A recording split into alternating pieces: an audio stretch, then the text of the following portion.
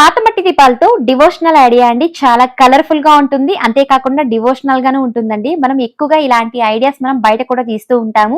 కొన్ని వందలే ఉంటాయండి. కానీ బయట కంటే ఇంట్లో కూడా మనం ఇంత కలర్‌ఫుల్‌గా చేసుకోవచ్చనమాట ఈ పాత మట్టి దీపాలతో. ఇక్కడైతే నేను పాత మట్టి దీపాలు ఒక 3 తీసుకున్నానండి. బాగా వాష్ చేసి తీసుకున్నానండి. ఇప్పుడు కేవలం ఒక్క మట్టి దీపం తీసుకునే విధంగా రిటర్న్ చేసుకొని చూడండి స్కెచ్ పెన్ సహాయంతో ఈ విధంగా డాట్స్ అయితే సెట్ చేస్తున్నాను. ఇప్పుడు ఆ డాట్స్ దగ్గర ఈ విధంగా నేను స్క్రూ డ్రైవర్ సహాయంతో హోల్స్ అయితే ఈ విధంగా మనం తయారు చేసుకోవాలండి. చూడండి తయారు చేసుకున్న తర్వాత ఇప్పుడు వీటికైతే నేను 3 పీసెస్‌కి ఈ విధంగా బ్లాక్ పెయింట్ అయితే అప్లై చేసుకుంటున్నానండి. ఈ ఐడియాకైతే బ్లాక్ చాలా బావుంటుందండి. బ్లాక్ అయితే అప్లై చేసుకున్నాను. అప్లై చేసి టోటల్‌గా ఆరించుకున్న తర్వాత కేవలం మట్టి దీపాలకైతే నేను వెనకాల మాత్రం ఈ విధంగా కలర్ అయితే అప్లై చేసుకున్నానండి. లోపలైతే మనకు అవసరం లేదనమాట.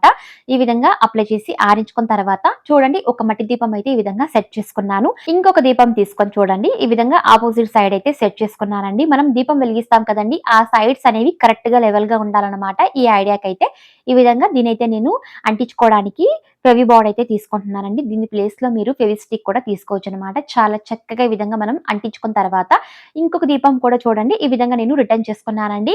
ఫెవి బాండ్ అయితే కొద్దిగా అంటించి ఈ విధంగా సెట్ చేసుకోవాలండి. టోటల్‌గా మనకు ఆరిన తర్వాత చూడండి ఇక్కడైతే నేను వైట్ పెయింట్ తీసుకున్నానండి. చిన్న స్టిక్ సహాయంతో ఈ విధంగా నేను లైన్స్ అయితే వేసుకుంటున్నాను. లైన్స్ సరి సమానంగా వేసుకున్న తర్వాత రెడ్ పెయింట్‌తో చూడండి ఈ విధంగా నేను నిలువుగా లైన్స్ అయితే వేసుకుంటున్నాను. చాలా చక్కగా వేసుకున్న తర్వాత అంతే అండి. చాలా చక్కటి ఒక క్యూట్ అయిన శివలింగం తయారు చేసుకున్నామండి. అసలు దీన్ని మనం మట్టి దీపాలతో చేసామని కూడా తెలియదండి. అంత కలర్‌ఫుల్ గా ఉంది. అచ్చం శివలింగం లాగే ఉందండి.